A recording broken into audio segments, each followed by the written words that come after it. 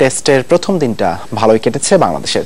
বৃষ্টিবিঘ্নিত প্রথম দিন শেষে বাংলাদেশের সংগ্রহ 3 উইকেটে 154 রান। নিউজিল্যান্ডের বিপক্ষে 8 টেস্টে ষষ্ঠ হাফ সেঞ্চুরি তুলে নিয়েছেন তামিম ইকবাল।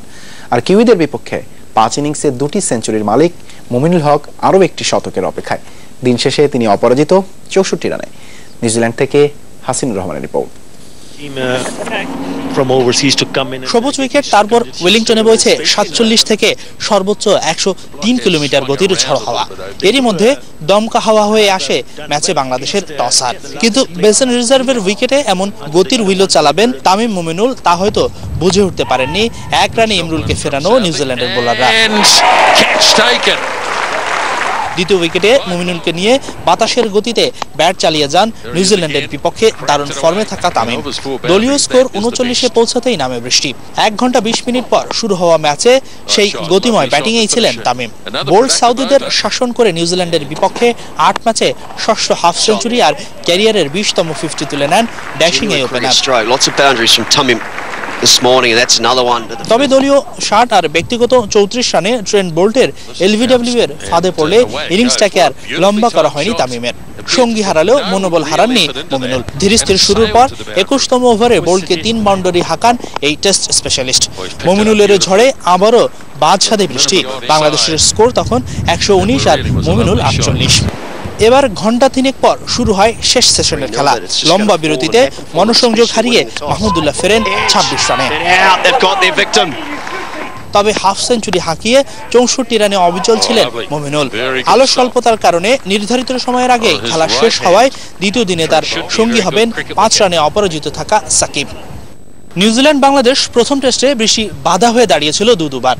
খেলা বন্ধ ছিল প্রায় 4.5 ঘন্টা।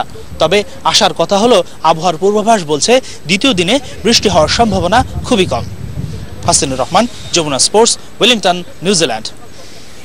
দ্বিতীয় দিনের প্রথম সেশনে ভালো ব্যাটিং করতে পারলে ওয়েলিংটন টেস্টের চালকের আসনে বসতে পারে বাংলাদেশ, এমনটা মনে করছেন প্রথম দিনের হাফ সেঞ্চুরিয়ান তামিম ইকবাল।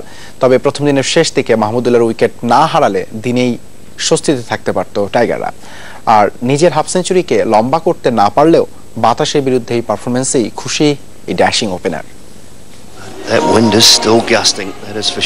এমন পালুরানো বাতাস ওয়েলিংটনের নিয়মিত দৃশ্য। ঘন্টায় 47 কিলোমিটার বেগে বয়ে চলা এই ঝোড়ো হাওয়ায় যেখানে নিজেকে ধরে রাখাই দুঃসহ, সেখানে ঝড়ো গতির হুইলও চলছে তামিমের। বিরূপ কন্ডিশনে তাই সেঞ্চুরির আক্ষেপ নেই এই ওপেনারের। এরকম ধরনের সিচুয়েশনে তো ওয়ার্ল্ডের কোনো জায়গায় আসলে খেলা হয় না। আর এই জায়গায় হয়তো বা বাংলাদেশ একটাই টেস্ট ম্যাচ খেলেছে যেটার 90% প্লেয়ার এখন নাই টিমে। আপনি যখন খুব ভালো ব্যাটিং করবেন তখন যদি আপনি বড় না করতে পারেন তাহলে আফসোস অবশ্যই থাকে। বাট একটা ভালো জিনিস ছিল যে আমি কোনো বাজে শট খেলে আউট হইনি। ইট ওয়াজ আ গুড বল। বেসিন রিজার্ভের সবুজ উইকেটে পেসারদের দাপট দেখানোর কথা থাকলেও টাইগারদের দায়িত্বশীল ব্যাটিংয়ে সন্তুষ্ট তামিম নিজেই। তবে আফসোসের জায়গা শেষ বেলায় মাহমুদুল্লাহ রিয়াদের আউট হওয়া। আমার হিসাবে আমরা মনে হয় খুব ভালো খেলেছি।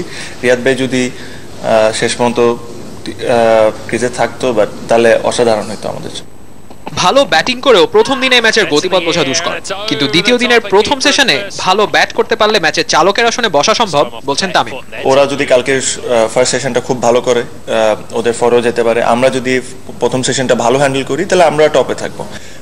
মাত্র একটা দিনও অবশ্য হয় না, এটা 30-40টা ওভার হয়েছে। সো এখন প্রেডিক্ট করা খুব ডিফিকাল্ট।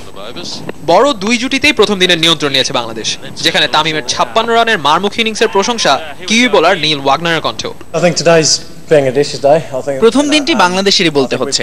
আমরা বোলিংটা ভালো করতে পারিনি, আর বাংলাদেশের ব্যাটসম্যানরা দারুণ খেলেছেন। বিশেষ করে তামিমের ব্যাটিং ছিল অসাধারণ। নাগিব বাহার, যমুনা স্পোর্টস। এই ছিল আজকের সন্ধ্যার বাংলাদেশে। সঙ্গে থাকার জন্য ধন্যবাদ সবাইকে।